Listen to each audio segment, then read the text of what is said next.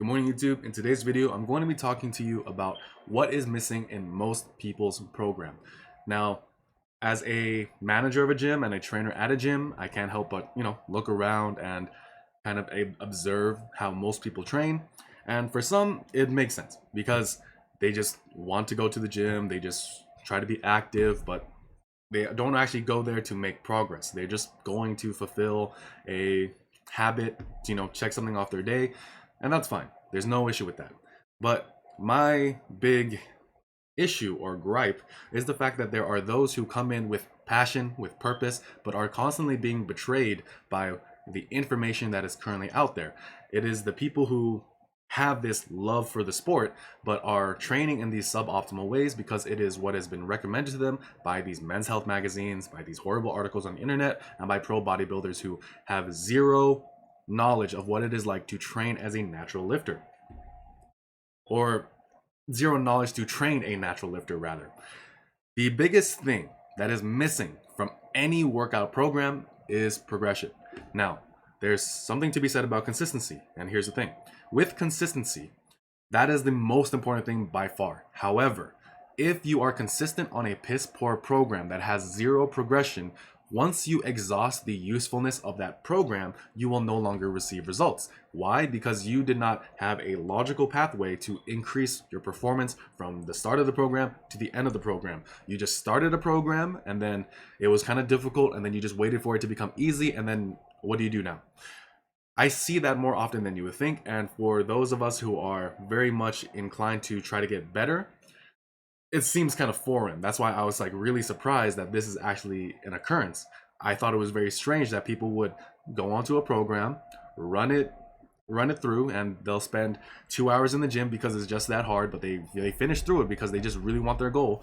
And then they just kind of keep doing that same exact program, same exact workouts day in, day out for weeks. And they do get results. But like I said, by the end of that program, they don't make any adjustments. They don't make any changes. They have just exhausted the usefulness of the program. And any gains that they got are all the gains they're going to get because they didn't try to progress. That is the big issue with most programs that most people run nowadays. If you are consistent, you will get results. If you're just consistent lifting rocks and then you try to lift a heavier rock over and over, like, or for more reps or for more volume or whatever, you will get more results. But the issue is, if you are already consistent, if your issues do not lie with your ability to remain consistent, then the thing that will limit your ability to make better results is progression. You need to include progression into your training. If you don't, how can you expect to actually get better? Getting better implies progression. How do you get better from doing the same exact thing, the same exact way every single time? So here's what I want you to do. I want you to look at your program, and I want you to actually visualize and see if there is a chain of progress that you can see from the start of the program to the end of the program.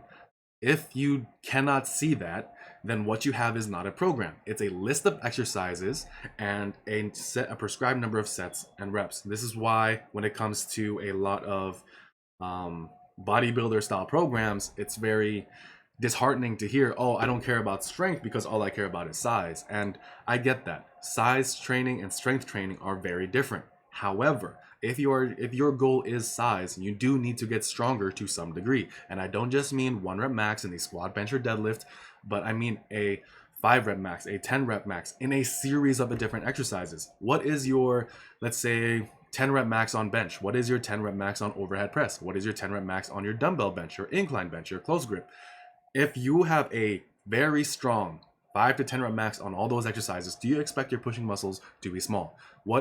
How many pull-ups can you do? Can you do weighted pull-ups? What is your barbell row? What is your Pendlay row? How much can you shrug? How much can you do a trap bar deadlift if you don't care about the conventional deadlift? How much can you row the whole stack of on the seated cable row for reps? Too often, natural lifters fall into that trap of sensation over progression. They care about getting a pump. They care about feeling the muscle. They care about doing all these techniques to just get more blood into the muscle than actually driving progression into the muscle. That is why most of you are going to stay small forever. Now, if this doesn't describe you, what I would want you to do then is look at your program and make sure that it's not just, a minimalist program.